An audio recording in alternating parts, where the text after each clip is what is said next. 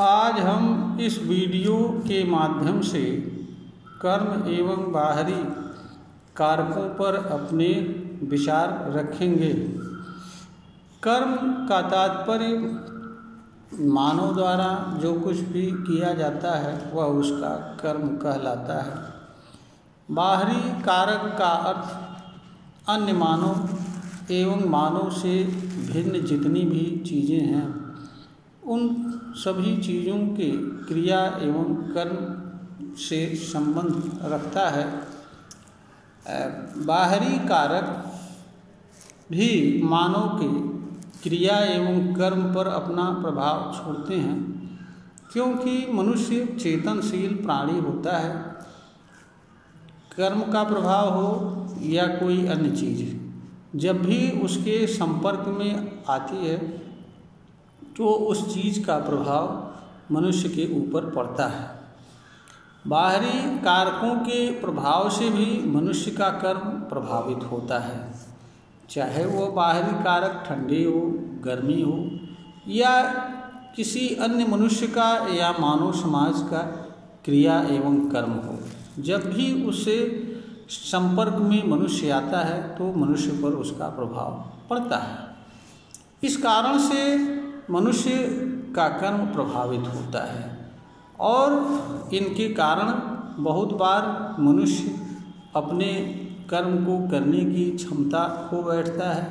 कभी कभी वह कर्म ठीक तरीके से नहीं कर पाता है, अपेक्षित परिणाम नहीं आता है और कभी कभी उनके कारण मनुष्य के भीतर प्रतिक्रिया का जन्म होता है, खास तौर से दूसरे मनुष्यों द्वारा किया ऐसे क्रिया एवं कर्म के विरुद्ध जिससे मनुष्य को किसी तरह की पीड़ा या तकलीफ होती है, तो प्रतिक्रिया स्वरूप मनुष्य कर्म करने लगता है। पता यह चलता है कि मनुष्य जिस कर्म को कर रहा होता है उससे वह विरत हो जाता है और बहुत बार तो मनुष्य अपने उद्देश्य से भटक जाता है और ऐसे कर्म में लग जाता है जिसे मनुष्य को नहीं करना चाहिए या सामान्य अवस्था में कोई मनुष्य नहीं करता अथवा कोई समझदार मनुष्य नहीं करता, क्योंकि प्रतिक्रिया स्वरूप जो कर्म किए जाते हैं वह वास्तव में अनर्थकारी एवं निरर्थक होते हैं, क्योंकि प्रतिक्रिया की भी प्रतिक्रिया होती है। इस तरीके से प्रतिक्रियाजन्य कर्म का सिलसिला कभी खत्म नहीं होता है और यह अनंत काल तक चलता रहता है।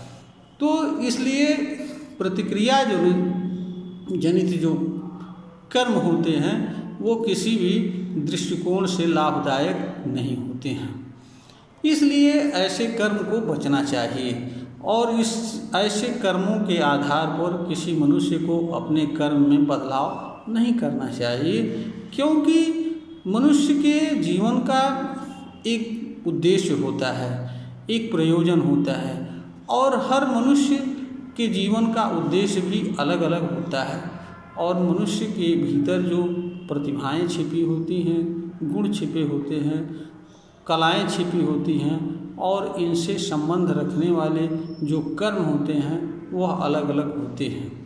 हर कर्म को मनुष्य करने के लिए ना तो बना होता है और ना ही हर कर्म करना मनुष्य के लिए आवश्यक होता है। इसलिए मनुष्य को वही कर्म करना चाहिए जिसके लिए वह बना हुआ हो और जो कर्म उसके भीतर छिपी प्रतिभा, गुण एवं कला के अनुरूप हो, तथा ऐसे कर्म जो मनुष्य की जीवन जीने से जुड़े हों और ऐसे कर्म जो मनुष्य के कल्याण से संबंध रखते हों। मनुष्य को इसी तरह के कर्मों को करते हुए जीवन जीना चाहिए। बाह्य कारकों के प्रभाव में आकर के मनुष्य को अपने मूल उद्देश्य और कर्म से विरत नहीं रहना चाहिए, क्योंकि बाह्य कारक आते रहते हैं और जाते रहते हैं, ये हमेशा शाश्वत रहने वाले नहीं होते हैं। अगर आप कोई विशिष्ट कर्म कर रहे हैं और कोई बाह्य कारक आपके कर्म में बाधा बन रहा है तो भी मनुष्य को कर्म करते रहना चाहिए। जैसे ही बाह्य कर्म का प्रभाव खत्म होगा वैसे ही आप पुनः संपूर्ण मन से और क्षमता से कर्म को करते हुए अपेक्षित उद्देश्य या जो कुछ कर्म के माध्यम से प्राप्त करना चाहते हैं उसे प्राप्त कर सकते हैं। समझदार और बुद्धिमान लोग यही करते हैं, वो कभी कोई ऐसा कर्म नहीं करते हैं जिनसे उनका उद्देश्य विफल हो जाए या जिससे वो जिस मार्ग पर चल रहे होते हैं वह मार्ग से विमुख हो जाए। वह क्योंकि यह समझदारी नहीं होती है कि अगर कोई किसी कारण से आपके मार्ग में अवरोधक बन रहा है तो आप उसके लिए अपने मार्ग पर ही चलना छोड़ दें या उस कार्य को करना बंद कर दें। बेहतर यह है कि कोई तरीका निकाल करके पुनः अपने कर्म में पथ पर चलते रहें, या अगर किसी तरह का बचाव का साधन उपलब्ध हो तो बचाव करते हुए अपना कर्म करते रहें। यही मनुष्य की समझदारी है।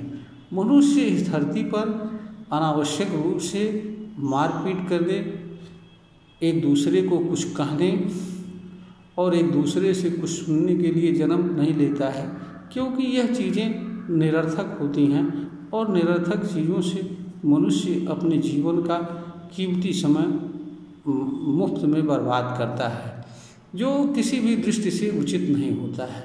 इसलिए मनुष्य के लिए यह आवश्यक होता है कि वह बाह्य कारकों से बचाव का साधन तलाशते हुए, बचते हुए अपना कर्म करना चाहिए। हाँ, बाह्य कारक से अगर कोई सीख मिलती है उसे समझना चाहिए, या कोई बाह्य कारक ऐसा है जिसके कारण उसके जीवन में बदलाव हो सकता है, या वो कोई ऐसी प्रेरणा दे रहा है जो मनुष्य के कल्याण से संबंध रखती है, तो उस पर विचार करना चाहिए और उसके अनुसार अपने कर्म में बदलाव करना चाहिए। कोई भी चीज़ जो मनुष्य से किसी भी कारण से जुड़ती है उस पर मनुष्य को जरूर समझदारी एवं सावधानी से विचार करना चाहिए और विचार करके जैसा उचित हो वैसा निर्णय लेना चाहिए, निर्णय के अनुसार कर्म करना चाहिए। इसी में मनुष्य की समझदारी है, कल्याण है, भलाई है और सफलता है। यह वीडियो ज्ञानवर्धन हेतु बनाई गई है, प्रेषित की जा रही है। अगर श्रोता को ज्ञानवर्धन के योग्य प्रतीत हो तो इसे लाइक करें, शेयर करें और सब्सक्राइब करें।